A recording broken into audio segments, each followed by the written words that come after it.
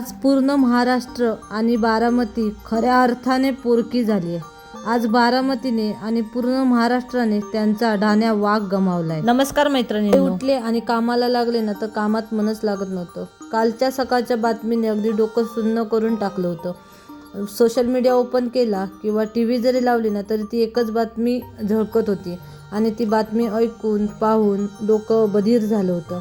कारण आज बारामतीने ना तिचा ढाण्या वाघ गमावला होता।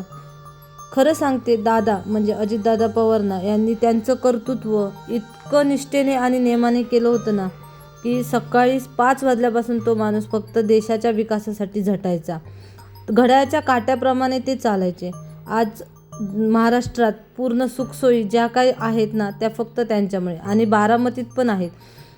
सगळ्यांना माहीत होतं, एक कॉल केला आणि म्हणलं ना दादा मुलीचं शिक्षण घ्यायचे किंवा ॲडमिशन करायचे की दादांनी ते काम केलंच म्हणून समजायचं।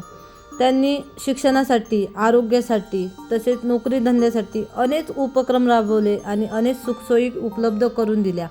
ज्या माणसाच्या गरजेच्या सुखसोयी आहेत ना, ज्याने माणसाचं भविष्य घडणार आहे, त्या सगळ्या सुखसोयी त्यांनी उभ्या करून दिल्या। आज बारामती नव्हेच तर पूर्ण महाराष्ट्र खरंच पोरखं झाले।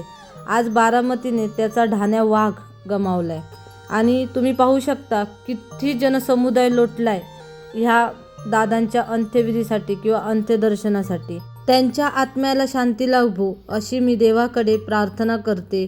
तर तुम्हाला आजचा व्हिडिओ माझा कसा वाटला हे मला कमेंट करून सांगा आणि व्हिडिओ आवडला तर लाईक आणि जास्तीत जास्त लोकांकडे शेअर करा। पुन्हा भेटूया, चला बाय।